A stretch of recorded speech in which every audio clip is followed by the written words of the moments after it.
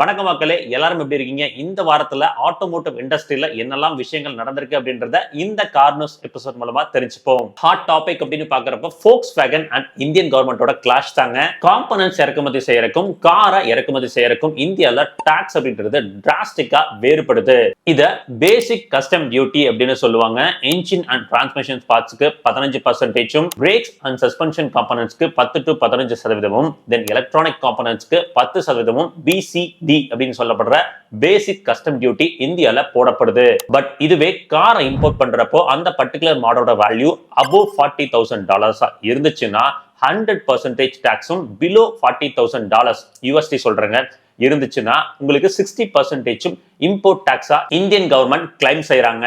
Volkswagen இந்த high import PCT டாக்ஸ்ல இருந்து தப்பிப்பதற்காக car காம்பனன்ட்ஸ்னு சொல்லி கிட்டத்தட்ட நேர்லி கம்ப்ளீட்டட் கார்ஸை அன்அசம்பிள்டு ஃபார்ம்ல இந்தியாக்குள்ள கொண்டு வந்திருப்பதா இந்தியன் கவர்மெண்ட் கண்டுபிடிச்சு கேஸ் ஃபைல் பண்ணி $1.4 பில்லியன் டிமாண்ட் செஞ்சிருக்காங்க. அப்ராக்சிமேட்லி பாக்குறப்போ 12,000 கோடி இந்திய மதிப்புப்படி Volkswagen பிராண்ட் கிட்ட இருந்து கவர்மெண்ட் டிமாண்ட் செஞ்சிருக்காங்க. Volkswagen பிராண்ட் இல்ல நாங்க அப்படி செய்யலன்னு சொல்லி இன் ரிட்டன் இந்தியன் கவர்மெண்ட் மேல கேஸ கோர்ட்ல ஃபைல் பண்ணிருக்காங்க. பாப்போம் கூடிய சீக்கிரம் ரிசல்ட் என்ன அப்படின்றது தெரிய வரும். சரி, அடுத்து மேட் இன் இந்தியா ஜிம்னி ஜப்பானுக்கு எக்ஸ்போர்ட் செய்யப்படுவது உங்க எல்லாத்துக்குமே தெரியும்னு நினைக்கிறேன். பட் தெரியாத விஷயம் என்னன்னா, ஜப்பான்ல புக்கிங்ஸ் ஓபன் பண்ணின 4 நாள்ல 50,000 புக்கிங்ஸ்க்கு மேல கார்னர் பண்ணிருக்கு.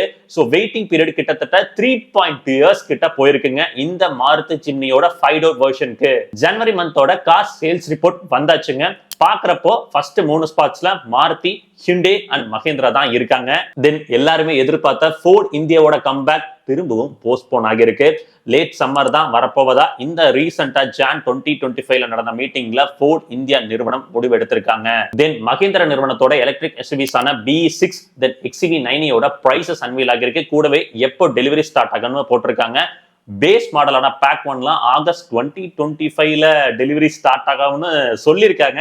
பட் பேஸ் மாடல் கார்களை மஹேந்திரா நிறுவனம் கூடிய சீக்கிரம் டெலிவரி கொடுத்ததா கடைசி ரீசன்ட் லான்ச்சஸ் சரித்திரப்படி இல்லைங்க. பட் பாப்போம், ஈவிஸ்க்கு சீக்கிரம் டெலிவரி கொடுத்தாங்கன்னா உண்மையாலுமே அது பாராட்டக்கூடிய விஷயமா தான் இருக்கும். Feb 14ல இந்த வாகனத்தோட புக்கிங்ஸை மஹேந்திரா நிறுவனம் ஏற்றுக்கொள்வதா தெரிய வந்திருக்கு. சரிங்க, இந்த வாரத்துல ஆட்டோமோட்டிவ் இண்டஸ்ட்ரியில் நடந்த முக்கியமான விஷயங்களை உங்களுக்கு சின்ன ஒரு கிளிம்ஸ் மாதிரி ஷேர் பண்ணியிருக்கேன். வீடியோ பிடிச்சிருந்தா லைக் அண்ட் சப்ஸ்கிரைப் பண்ணுங்க. அது எங்களுக்கு மிகப்பெரிய ஒரு மோட்டிவேஷன் கொடுக்கும். எப்பவுமே சொல்றதா, ரோட்ல போய் வரப்ப உங்களை நம்பி எப்படி ஒரு குடும்பம் இருக்கோ அதே மாதிரி ரோட்ல போய் வர சக மனிதர்களை நம்பி நேசிக்கிற ஒரு குடும்பம் இருக்கு. அதை சதச்சிட வேணாம், பத்திரமா போய் பத்திரமா வாங்க. எல்லாருமே சந்தோஷமா இருப்போம், சிறப்பா இருப்போம். Tata, take care, bye bye.